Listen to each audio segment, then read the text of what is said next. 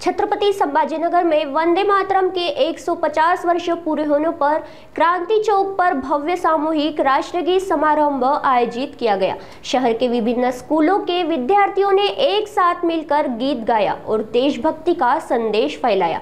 मंत्री अतुल सावे, सांसद भागवत कराड़ और विधायक संजय केनेकर ने कार्यक्रम में बच्चों के उत्साह की सराहना की। पूरा चौक वंदे मातरम के जयघोष से गूंज उठा और माहौल देशभक्ति से भर गया। देशभरामध्ये वंदे मातरमचं सामूहिक गायन जवळजवळ 150 ठिकाणी झालं।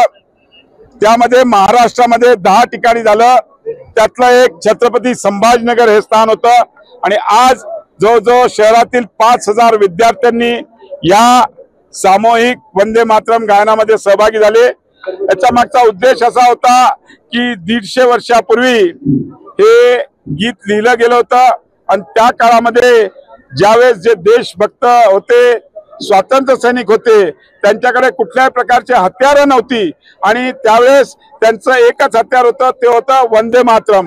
आणि वंदे मातरम म्हणत म्हणत अनेक लोक शहीद झाले।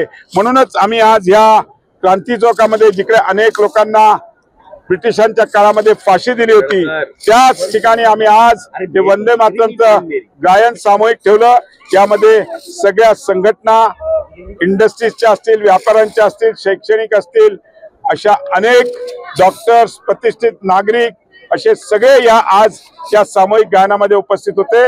आणि या छत्रपती संभाजीनगरमध्ये आज ब्रिटिशांच्या काळामध्ये जिकडे स्वातंत्र्य सैनिकांवर अन्याय झाला होता, अशाच या क्रांती चौकात जिकडे आज 100 फुटावरचा ध्वज आहे, या ठिकाणी आज आम्ही 150 वर्षाचं जे लिहिलेलं पूर्ण झालेलं वंदे मातरम आहे त्याचं आज इकडे गायन केलं आणि त्यामधून सर्व विद्यार्थ्यांमध्ये एक तेज निर्माण केला, एक उत्साह निर्माण केला।